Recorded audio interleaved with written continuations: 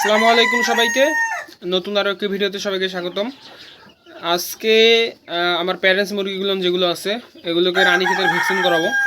অর্থাৎ আড়াই মাস বয়স থেকে যেগুলোর উপরে বয়স, আড়াই মাসের উপরে যেগুলোর বয়স, সেগুলোকে আজকে আমি রানীক্ষেতের ভ্যাকসিন করাবো।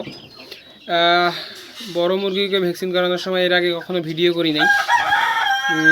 অনেকেই বলছিলেন ভাই আপনার মুরগিগুলোকে কী ভ্যাকসিন করান, কখন কি করান, সেগুলোর একটু আপডেট দিলে ভালো হয়, তাই আর কি এই ভ্যাকসিনের ভিডিওটা করা। তো যদি দেখাই আমার মুরগিগুলো, এখন বাজে 8:30। এখন থেকে প্রায় আমি 1 ঘন্টা আগে এদের খাবার দিয়ে রাখছি, শুধুমাত্র খাবার দিয়ে রাখছি। আর কালকে প্রায় 4:30টার দিকে, অর্থাৎ বিকেলবেলা আমি এদের পানি উঠাই রাখছি, কারণ আমি ভ্যাকসিনটা পানির সঙ্গে দিয়ে দিব, যার কারণে পানি উঠাই রাখছি, জন্য একটু পিপাসা লাগে মুরগিগুলোকে। আর সকালে উঠেই আমি এদের সর্বপ্রথম খাবার দিয়ে দিছি, কিন্তু সাধারণ দিনগুলোতে আমি আগে পানি দেই, তারপর খাবার দেই, দিয়ে কাজ শেষ করি। তো আজকে যেহেতু আমি ভ্যাকসিন করাবো, যার কারণে আর কি আগে মুরগিগুলোকে খাবার দিয়ে দিছি, যেন মুরগিগুলোকে আগে পিপাসা লাগলে ভ্যাকসিনের পানিটা খুব তাড়াতাড়ি খাবে, যার কারণে। আর ভ্যাকসিন যদি দেখাই, এই যে এই ভ্যাকসিনটা আমি ইউজ করব, এটা রানীক্ষেতের জন্য আর কি। সামনে যেহেতু আমাদের শীতের সিজন আসতেছে, তাই অগ্রিম প্রিপারেশন চলতেছে ইনশাল্লাহ। আর এখন আমি কি করব, মুরগিগুলোকে যেহেতু খাবার দিয়ে রাখছি, এখন যে পানির পাত্রটা আছে এটা পরিষ্কার করব এবং এগুলোর মধ্যে পানি দিয়ে দিব। তো আগে পরিষ্কার করে নিই, তারপর দেখাইতেছি। তো পানি দিয়ে আমাদের যে পানির পাত্রগুলো আছে সেগুলো পরিষ্কার করা শেষ। এখন পানি নিয়ে আসছি এদের দেওয়ার জন্য। প্রতিদিন আমার মুরগিগুলোর জন্য প্রায় 4 লিটার পানি লাগে, তো আজকে একটু কম নিছি, 3 লিটার পানি নিছি। 3 লিটার পানির মধ্যে এই ভ্যাকসিনটা মিশাবো এবং এই সবগুলো মুরগিগুলোকে দিয়ে দিব। পাশাপাশি আমার যে এইখানে আছে কিছু 2.5 মাস প্লাস বয়সের সিলভার কোচিন, সেগুলোকেও দিয়ে দিব। তো এক হাতে ভিডিওটা করা, যার কারণে এটা সমস্যা হচ্ছে ভ্যাকসিনটা খোলার পর। তো আমি ভ্যাকসিনটা খুলে তারপর দেখাচ্ছি। যে ভ্যাকসিনটা খুলে নিলাম, এখন যে এর মধ্যে বলটা আছে সেটা এখানে দিয়ে দিব আর কি।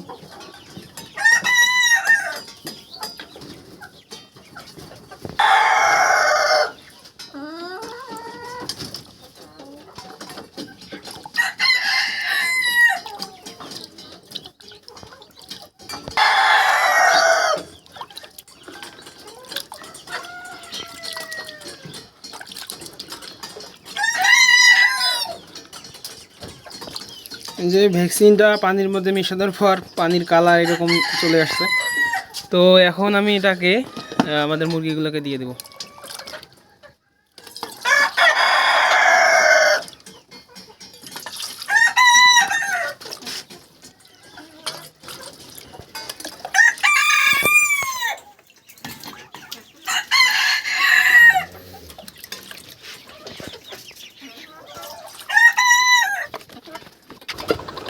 প্রত্যেকটা পাত্রে আমি এভাবে পানি দিয়ে দিব, প্রত্যেকটা মুরগির সামনে, যেন প্রত্যেকটা মুরগি এই ভ্যাকসিন মেশানো পানিটা খায়, সেদিকে লক্ষ্য রাখবো।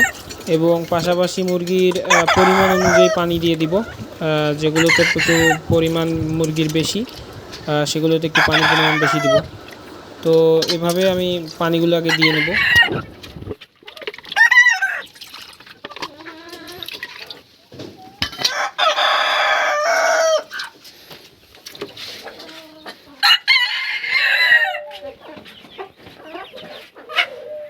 তো এই আমার যে বড় মুরগিগুলো আছে এগুলোকে দেওয়া শেষ। দেখেন কীভাবে খাইতেছে পানি তারা, মাশাআল্লাহ সবগুলোই পানি খাইতেছে। ভ্যাকসিন দেওয়ার আগে চেষ্টা করবেন অবশ্যই মুরগিগুলোকে তৃষ্ণার্ত করে নেওয়ার, যার কারণে ভ্যাকসিনের পানি দেওয়ার সঙ্গে সঙ্গে যেন খায়। আমি সেটাই করে নিছি, যার কারণে সব মুরগিগুলো এখন পানি খাইতেছে আর কি। এখন এইগুলোকে দিয়ে দিব। তো এই যে এগুলোকে দিয়ে দিছি, মাশাআল্লাহ এগুলোও খাইতেছে। পাশাপাশি এই যে দেখেন মুরগির পানি খাওয়ার যে কি একটা আগ্রহ চলে আসছে, প্রচুর পরিমাণে পানি খেতেছে, যেহেতু তৃষ্ণার্ত ছিল। কালকে বিকাল থেকে আমি পানি উঠাই রাখছিলাম, কারণ রাত্রে আমি সচরাচর সাধারণত রাত্রে আমি পানি উঠাই রাখি, কিন্তু কালকে আমি বিকালে উঠাই রাখছি যেন তৃষ্ণার্ত একটু বাড়ে। পাশাপাশি আমি আবার আজকে সকালে খাবার দিয়ে দিছি, যার কারণে সবগুলো মুরগি এখন পানি খেতেছে।